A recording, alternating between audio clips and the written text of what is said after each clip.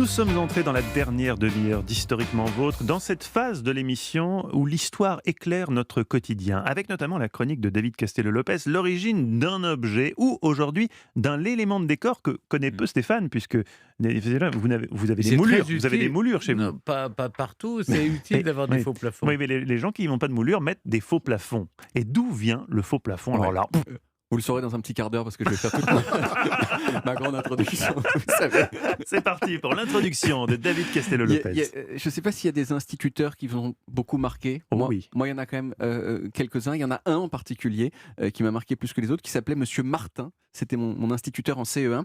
Parce que Monsieur Martin, c'était un instituteur à l'ancienne, c'est-à-dire un peu du 19e siècle. Il avait une cravate, il avait des costumes gris très épais. Et surtout, il savait faire en sorte qu'on le fasse pas chier. Hein. Ah oui, c'est fort. Notamment, il utilisait pour ça quelque chose qui, il faut le dire, est un petit peu passé de mode aujourd'hui, qui était les châtiments corporels. Ah oui, ça existait encore. Et le gars, il va arriver au faux plafond. Ouais. Là, il est très fort. Alors, il nous cassait pas la gueule, parce que ça aurait laissé des traces. Non, il tirait très fort sur les petits cheveux qu'on a tous sur les tempes, là. Et ça faisait tout à fait assez mal pour qu'on choisisse de lui obéir plutôt que de pas lui obéir. Mais il avait aussi des méthodes plus légales pour qu'on arrête de l'énerver. Et une de ces méthodes, c'était de nous faire peur. Il disait, si vous continuez à me casser les couilles, les loups qui vivent dans le plafond, ils vont venir vous manger. Et on disait, c'est ça, ouais, genre il y a des loups dans le plafond, il est ouf, lui. Et un jour, il a pris le long bout de bois avec lequel les instituteurs montrent les trucs au tableau, là, et il a soulevé un morceau de plafond, c'était un faux plafond, et je me souviens encore que toute la classe, il a fait « Ah, il y a un monde caché dans le plafond, ah là là !» Parce qu'on est vraiment très très con quand on a 7 ans. On est un tout petit peu moins con que quand on a 3 ans et qu'on pense que le monsieur nous a vraiment enlevé notre nez alors que c'est son pouce, mais quand même, on est très très con. Et moi, depuis, je me demande qui est la personne qui a permis à Monsieur Martin de nous faire peur avec les loups du plafond.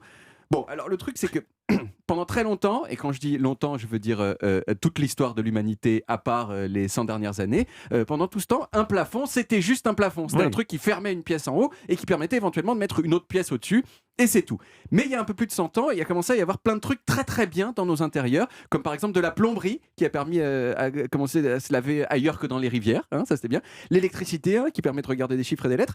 Et plus récemment, le téléphone, l'internet, l'air conditionné, les détecteurs de fumée, etc. Et toutes ces choses, ça passe par des fils et des tuyaux. Et donc la nécessité est mère de l'invention. Quand vous avez des dizaines de tuyaux et des fils dégueulasses à faire passer dans une pièce, eh bien vous avez vite envie de les cacher. Alors bien sûr, vous pouvez les cacher dans la maçonnerie, mais dès que ça déconne, c'est insupportable, faut péter le plafond, c'est ultra chiant. Donc le faux plafond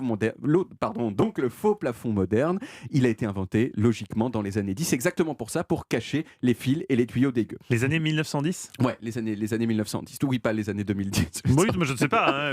Ça fait 3-4 ans, les faux plafonds. Je ne sais pas, j'en ai jamais vu.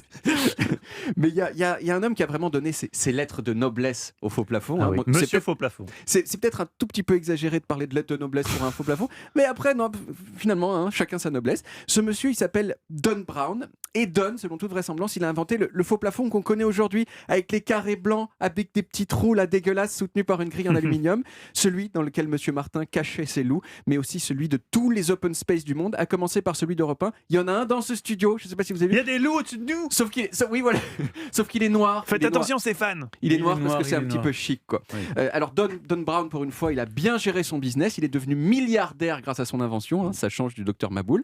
Et il a fait construire une gigantesque maison très très luxueuse et très très moche. Malheureusement, il aimait aussi beaucoup se déplacer dans de petits avions à hélice. Et le 18 janvier 2010 à 14h10, son avion s'est crashé et il est mort sur le coup avec sa femme. Ils avaient 89 et 87 ans.